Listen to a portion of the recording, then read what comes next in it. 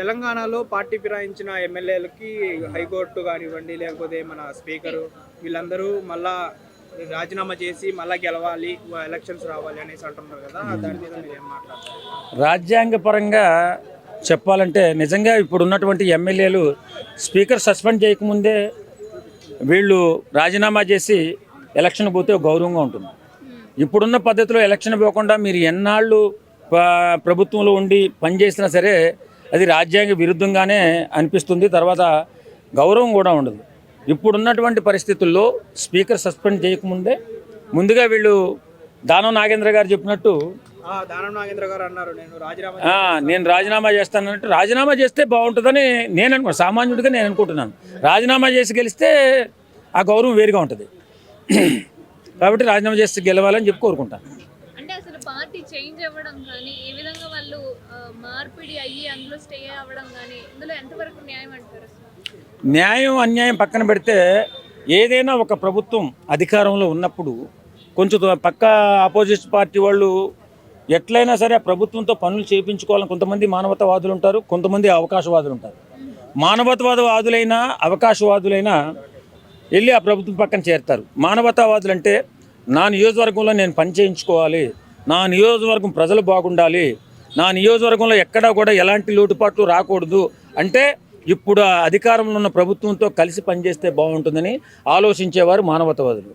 అలాగే స్వార్థంతో వెళ్ళి ఆ ప్రభుత్వం తరపున మాట్లాడి మేము మీ పార్టీలో ఉంటాం, మాకు ఎంతో కొంత లాభం చేకూర్చండి అని తిరిగేటటువంటి వాళ్ళు అవకాశవాదులు. కాబట్టి ఏదేమైనా ఒక పార్టీలో కలిసి ఇంకో పార్టీలో వెళుతున్నప్పుడు వెళ్ళి రాజీనామా చేసి ఇప్పటి వరకు జరిగింది. ప్రభుత్వంతో కలిసి పనిచేశారు. మీరు పని చేసుకున్నారా, మీరు సొంత లాభపడ్డారా పక్కన పెడితే ఈవేళ ఉన్నటువంటి పరిస్థితుల్లో మీకు గౌరవం దక్కాలంటే మీరు రాజీనామా చేసి గెలిస్తే మంచి గౌరవం ఉంటుంది. లేదు మేము ఇలాగే ఉంటామంటే స్పీకర్ మాత్రం సస్పెండ్ చేస్తే పరుగు పోతుంది, అంతే, అందుకంటే ఏం లేదు. అంటే ప్రజలకు సేవ చేయడానికి ఏ పార్టీ అయితే ఏందన్నా లైక్ వాళ్ళు గెలిపించుకున్నప్పుడు వాళ్ళ ద్వారా చేయొచ్చు కదా. నేను అదేనమ్మా, ఉండాలి అనేది సేవ చేయాలి, నా నియోజకవర్గం బాగుండాలి, నా నియోజకవర్గ ప్రజలకు నేను అందుబాటులో ఉండాలి, నేను పని చేయించుకోవాలని కొంతమంది ఏం చేస్తారంటే అధికారంలో ఉన్న పార్టీ వెంట నడుస్తారు. వాస్తవంగా చాలామందికి కొంతమంది అవకాశం కోసం, కొంతమంది ఏం చేస్తారంటే మంత్రి పదవుల కోసం లేకపోతే అధికారాన్ని అడ్డు పెట్టుకుని ఏదైనా సంపాదించుకోవాలనుకున్న వాళ్ళు అవకాశవాదులు. కానీ కొంతమంది మానవతావాదులు ఉంటారు, వాళ్ళు కూడా అధికార పార్టీకే వంత పలుకుతారు. ఇందులో ఏది ఏమైనా ఇటు మానవత్వమైనా అన్యాయమైనా ఏదైనా సరే మనకు గౌరవం దక్కాలంటే మనం మన పదవికి రాజీనామా చేసి గెలవడం అనేది ఒకటి. లేదు ఇలాగే కొనసాగితే రేపు పొద్దున్న ఏదన్నా స్పీకర్ గారు సస్పెండ్ చేస్తే మళ్ళీ పరుగు పోయి మళ్ళీ నిలబడితే గెలిచే అవకాశాలు ఉండవు. మనగా నేను నా నియోజకవర్గాన్ని కష్టపడి పనిచేస్తున్నాను, నా నియోజకవర్గ ప్రజలకు నేను ఎప్పుడు అండగా ఉంటాను, నాకు ధైర్యం ఉంది, నా ధైర్యం ఉంది కాబట్టి వేళ నేను రాజీనామా చేస్తున్నాను, రాజీనామా చేసి నేను గెలుస్తానని ధైర్యంగా రాజీనామా ఇచ్చేసేయాలి. లేదు ఇలాగే కొనసాగుతుంటే స్పీకర్ ఎట్లయినా సస్పెండ్ చేస్తారు ఇప్పుడున్న పరిస్థితిలో, నాకు తెలిసి అనుకుంటున్నాను. సస్పెండ్ చేస్తే పరుగు పోతుంది, గెలవడం కూడా ఉండదు. ఒకవేళ బీఆర్ఎస్ పార్టీ నుంచి గెలిస్తే మళ్ళీ పార్టీ నుంచి అధికంగా వీళ్ళు బీఆర్ఎస్ వాళ్ళు ఒకవేళ హై ఉన్నారు అని అంటే మళ్ళీ ప్రభుత్వం మారే అవకాశం ఏముందంటారా? అట్లేముండదండి. ఇప్పుడు గెలిచిన వాళ్ళు ఇప్పుడు 10 సీట్లు రాజీనామా చేస్తే 10 సీట్లు గెలుస్తారు. ఒకవేళ గెలిచినా అందులో కొన్ని సీట్లు గెలుస్తారేమో ఎవరు చెప్పలేరు కదా. కాబట్టి సీట్లు పెరిగేది ఏముండదు, ఆ 10 సీట్లే కాబట్టి ప్రభుత్వానికి వచ్చిన ఇబ్బంది ఏముండదు. కాకపోతే ఏంటంటే ఇప్పుడున్నటువంటి పరిస్థితుల్లో కాంగ్రెస్ పార్టీ ఏం ఆలోచిస్తుంటే మన దగ్గర ఉన్నటువంటి వాళ్ళకి కొంచెం మనం ఫండింగ్ ఇస్తే వాళ్ళు నియోజకవర్గాలు అభివృద్ధి చేసుకోగలుగుతారు. కాబట్టి మనమే మాట్లాడేవాళ్ళు, మనకల్లే చూసేవాళ్ళు ప్రభుత్వాన్ని కొంచెం పోడించుకోవాలంటే వాళ్ళు పనిచేసి పెట్టాలి. కాబట్టి ఈ కాంగ్రెస్ ప్రభుత్వం కొంచెం పనిచేసి పెడుతుంది. పెట్టినందువల్ల వాడు ఏ నియోజకవర్గం అయితే ఉందో వాళ్ళ ప్రజల కోరికలు తీర్చుకోవడానికి అవకాశం ఉంటుంది. అలాగే కవిత సస్పెండ్ గురించి ఏం మాట్లాడతారు? మరి చేయాలి కంపల్సరీ. ఇప్పుడు ఒక పార్టీ ఒక అద్భుతంగా నిర్మాణం చేసుకున్నప్పుడు ఒక పార్టీలో అద్భుత పరిపాలన 10 సంవత్సరాలు చేసుకున్నారు వాళ్ళు. తర్వాత తెలంగాణ రావడానికి అకుంఠిత దీక్ష చేసి కేసీఆర్ గారు తెలంగాణ కోసం మన నీళ్లు మన నిధులు మాకు కావాలి, మాకు గౌరవం లేదు కాబట్టి మా తెలంగాణ మాకు ఇవ్వండి అని అనిశ్చిత పోరాటం చేసి తెచ్చుకున్నారు. తెచ్చుకున్న పరంపరలో అదే పార్టీగా ఆవిర్భవించి అద్భుతమైన పరిపాలన 10 సంవత్సరాలు చేసుకున్నారు. అలాంటి పటిష్టమైన పార్టీలో కన్న కూతురైనా కన్న కొడుకైనా పార్టీకి ఇబ్బంది కలిగేటటువంటి ఏ కార్యక్రమాలు చేసినా పార్టీ సస్పెండ్ చేయడం అనేది ఒక విధి. దానిలో ఆ విధిలో భాగంగానే ఈవేళ కేసీఆర్ గారు ఆమెను సస్పెండ్ చేశారు.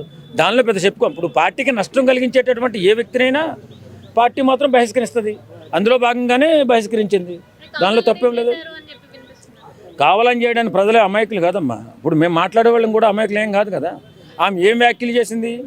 హరీష్ రావు గారు, మన సంతోష్రావు గారు పార్టీకి చెడ్డ పేరు తెచ్చి కొంతమంది కొంత అన్యాయం చేస్తున్నారు, కొంత అక్రమాలు చేస్తున్నారని చెప్పారు. అంతేనా? మా అన్న మా తండ్రి ఏ అక్రమాలు చేయలేదో వాళ్ళు మాత్రం నీతిమంతులు అని చెప్పారు. ఒక పార్టీలో 4 పిల్లర్లుగా ఉన్నటువంటి ఈ నలుగురిలో ఇద్దరు మంచోళ్ళు కాదు, ఇద్దరు మంచోళ్ళని చెప్తే ప్రజలను ఎర్రిపప్పులా ఏంటమ్మా? తెలియదు, తెలియలేదా వాళ్ళకి? అది పార్టీకి చెడ్డ పేరు వస్తుందని తెలియదా ఈమెకి? ఒక పార్టీ, ఒక పటిష్టమైన పార్టీ, 10 సంవత్సరాలు పరిపాలన చేసిన పార్టీలో ఇలాంటి వాళ్ళు ఉన్నారని నువ్వే చెప్తే పార్టీకే చెడ్డ పేరు. ఇప్పుడు వాళ్ళిద్దరికి చెడ్డ పేరు వచ్చి వీళ్ళిద్దరికి మంచి పేరు ఏం రాదు, పార్టీకి చెడ్డ పేరు వస్తుంది. అది గుర్తించిన కేసీఆర్ గారు ఈవేళ కవితమ్మ గారిని సస్పెండ్ చేశారు. తప్పేం, దానిలో తప్పేం లేదు. స్కామ్లో ఆమె కూడా జైలుకి వెళ్ళి వచ్చింది. మరి అప్పుడు కూడా వాళ్ళు ఏం మాట్లాడలేదు కదా, కోపంతో ఏమైనా చేస్తున్నారు? ఏమండి, లిక్కర్ స్కామ్లో ఆమె వెళ్ళి బయటికి వెళ్ళి వచ్చింది. గౌరవప్రదంగా ఆమె ఉన్నత స్థానంలో ఉండి ఇప్పుడు ఉన్నటువంటి కాంగ్రెస్ ప్రభుత్వం మీద కలిసికట్టుగా పోరాటం చేస్తుంటే ఓ ఇదిగా ఉండేది. లేదు నేనే ఇప్పుడు నువ్వే జైలుకి వెళ్ళి నువ్వే మంచి చేస్తున్నాను, నేను మంచిదాన్ని, నేను గొప్పదాన్ని అని నువ్వే చెప్పుకుంటుంటే మరి జైలుకి వెళ్ళకుండా ఉన్నటువంటి వాళ్ళు మరి గొప్పవాళ్ళని చెప్పుకుంటారు కదా. జైలుకి వెళ్ళి కొన్ని బెయిల్ మీద ఉన్నటువంటి నువ్వే పార్టీ మీద బురద జల్లితే ఫ్యూచర్లో నీ ఆ పార్టీ గతి ఏంటి? కాబట్టి ఇలాంటి వాళ్ళు ఉండకూడదని చెప్పి పార్టీ నిర్ణయం తీసుకుంటుంది. ఆమెని సస్పెండ్ చేసింది. సస్పెండ్ అయిన కవిత బీజేపీలోకి జాయిన్ అవుతామని కొంతమంది అంటున్నారు. దీని గురించి మీరు ఏం చెప్తారు? ఇప్పుడు రాజకీయాలలో ఎప్పుడు ఎవరు ఎలా జాయిన్ అవుతారో ఎవరికి చెప్పలేరమ్మా. బీజేపీలో జాయిన్ అవుతే ఏం పరువు ఉంటుందమ్మా ఆమెకి? ఒక పార్టీ అధినేత బిడ్డ ఆమె. ఆ పరువుగా, ఆ గౌరవంగా ఆ పార్టీని కాపాడుకుంటూ ముందుకెళ్తే ఆ తర్వాత ఆమె భవిష్యత్తు ఎలా ఉంటుందో ప్రజలు నిర్ణయిస్తారు. అంతే తప్ప ఈవేళ నీ పార్టీ మీద బురద జల్లి నువ్వు పక్క పార్టీలోకి వెళ్తే నీకేం గౌరవం ఉంటుంది? బీజేపీలోకి వెళ్ళినా గౌరవం ఉండదు, ఇది కాంగ్రెస్లోకి వెళ్ళినా గౌరవం ఉండదు. కొత్త పార్టీ పెట్టిందా? కొత్త పార్టీ పెడితే ఎవరు దేకుతారమ్మా? ఇప్పుడున్న పరిస్థితుల్లో పెద్ద పెద్ద వాళ్ళకి ఏం లేదు. షర్మిల అనుకోవచ్చా? షర్మిల పర్వాలేదండి. ఆమె పార్టీ పెట్టుకుని కొన్నాళ్ళు ప్రయత్నం చేసి ఆ పార్టీని విలీనం చేసి కాంగ్రెస్ పార్టీలో వేళ ఒక అధ్యక్షురాలుగా ఉంది ఆంధ్రప్రదేశ్కి. ఆ స్థాయి ఈమెకు రాదు. ఓన్లీ తెలంగాణకే పరిమితం అవుతున్నాం. తెలంగాణలో తల్లి, తండ్రి, అన్న వీళ్ళంతా హెడ్లుగా ఉన్నారు. ఇప్పుడు ఒక పార్టీకి హై స్థాయిలో ఉన్నారు మేనమావులు అందరూ కలిపి. ఏం పార్టీ పెట్టినా అంత నిజంగా వాస్తవంగా మాట్లాడుకుంటే పోరాటాల్లో ఏమైనా చేసిందా కవిత? ఇప్పుడు తెలంగాణ కూడా పోరాటం చేసిందా? లేకపోతే ఏ మాత్రం సేవా కార్యక్రమాలు చేసినట్టు ఎక్కడైనా కనిపించిందా? జాగృతి అంతా నడిపింది నేనే అంట. జాగృతి అంటే బతుకమ్మ పండగలు చేసేస్తే సేవా కార్యక్రమాలు చేసినట్టేనా? ప్రజల పట్ల ఎలాంటి సేవా కార్యక్రమాలు చేసింది? ఏం చూపించింది? చాలు చాలు బాబు నువ్వు చెప్పావు. ఇప్పుడు రాష్ట్రం పట్ల, దేశం పట్ల ఎలాంటి సేవా కార్యక్రమాలు చేసింది అనేది పరిగణలో తీసుకుంటాం అలాంటి. ఆమె రాష్ట్రం పట్ల ఏం సేవా కార్యక్రమాలు చేసింది, ఆమె చేసిన సేవలు ఎలాంటి, ఆమె వెళ్ళిన జైలు ఎలాంటిది, ఇలాంటివన్నీ చూస్తాం మనం. కాబట్టి ఆమె పట్ల మనకి నాయకత్వము కావాలని కోరుకునేటటువంటి వ్యక్తులు ఆమెతో ఉంటారంటే మనం నమ్మలేం. ఎందుకంటే ఆమె జైలుకు కూడా వెళ్ళి వచ్చింది. ఆమె ఒక దోషిగా నిలబడింది కాబట్టి ఆమె పార్టీ పెట్టినా నిలబడే అవకాశమే ఉండదు నాకు తెలిసి. ఇప్పుడు ఏపీ రాజకీయాలు చూసినట్లయితే జగన్ ఇప్పుడు ఖచ్చితంగా లిక్కర్ స్కామ్లో జైలుకు పోతాడని అంటున్నారు. లిక్కర్ స్కామ్ జరిగిందని చెప్పి నిర్ధారణ అయితే జగన్ అంటే చాలామంది వెళ్ళిపోతారు. ఎందుకంటే అది చిన్న స్కామ్ కాదు, 3,200 కోట్ల రూపాయల స్కామ్. భవిష్యత్తు కోసం ఎదురు చూస్తున్న కొన్ని లక్షల మంది యువత భవిష్యత్తు. అది అంత పెద్ద స్కామ్ జరిగింది. జగన్ ఏంటి అందుకని పెద్దోళ్ళు వెళ్ళిపోతారు. కాబట్టి ఆ స్కామ్ నిరూపితమైతే చాలా డేంజర్. ఎందుకంటే ఆ స్కామ్లో ఉన్నవాళ్ళు ఎవరు కూడా బయటకు వచ్చే అవకాశం ఉండదు, అంత పెద్ద స్కామ్ అది.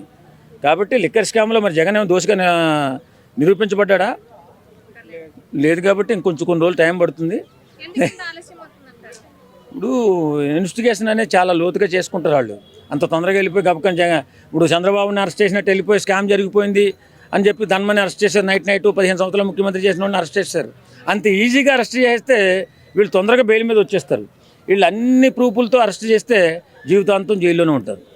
అందుకే లేట్ అవుతుంది. ఇంకొకటి, రేవంత్ రెడ్డి సర్కారు డ్రగ్స్ మీద చాలా పెద్ద యుద్ధమే చేస్తున్నారు. అలాంటిది తమిళనాడు నుంచి ఒక 15 మంది, ఒక 10 మంది వచ్చి ఇక్కడ మన చల్లపల్లిలో డ్రగ్స్ మీద 22 కోట్లు ఎంతో పట్టుకున్నారు కదా. దాని మీద సారీ మహారాష్ట్ర నుంచి, తమిళనాడు మహారాష్ట్ర నుంచి. అంటే వాళ్ళు తీసుకున్న పర్మిషన్స్ వేరు, వీళ్ళు చేస్తున్న పని వేరు అన్నట్టుగా ఉంది. ఇక వాస్తవంగా అందులో పెద్దగా డ్రగ్స్ అన్నట్టుగా మళ్ళీ ముందు ఏదో ఎన్నో 12,000 కోట్ల రూపాయలు ఏదో స్కామ్ అన్నారు, తర్వాత 12 కోట్లు అంటున్నారు. తర్వాత ఇక్కడ ఉన్నటువంటి కొన్ని సంస్థలు అది స్కామ్, అది మన పరిధిలోకి రాదు, ఆ పర్మిషన్ లేదు వారిది. కానీ వాళ్ళు పోలీసులుగా కాకుండా అందులో వర్కర్స్గా వచ్చి వాళ్ళని పట్టుకున్నారు, ఇన్ని రోజులు వర్క్ చేసి అనేసి అంటున్నారు కదా. ఇప్పుడు వాస్తవంగా పోలీస్ డిపార్ట్మెంట్లో చాలామంది ఈ పెద్ద పెద్ద స్కాములు పట్టుకోవడానికి మామూలు సామాన్య జనాల్లాగా జనాల్లోనే ఉంటారు. అలాగే అక్కడ జరిగినటువంటి కొన్ని నెలల క్రితం జరిగిన ఒక ఇన్సిడెంట్లో హైదరాబాద్ నుంచి పలానా ఏరియా నుంచి చాలా పెద్ద స్కామ్ జరుగుతున్నాయి, ఈ మన డ్రగ్స్ విపరీతంగా తయారవుతుంది అని వాళ్ళకి చూసిన ప్రాయంగా తెలిస్తే వాళ్ళు నిఘా పెట్టి ఒక వ్యక్తిని ఏదో పంపించి పోలీసుని అక్కడ వర్కర్గా చేర్చి ఏదో ఈ స్కామ్లన్నీ బయటపెట్టడానికి ప్రయత్నం చేసాడు అంటున్నారు. ఇంకా పూర్తిగా అది ఇన్వెస్టిగేషన్ అవ్వలేదు, దాని గురించి మనం ఏం మాట్లాడతాం, మనకు అంతగా ఏం తెలియదు కదా.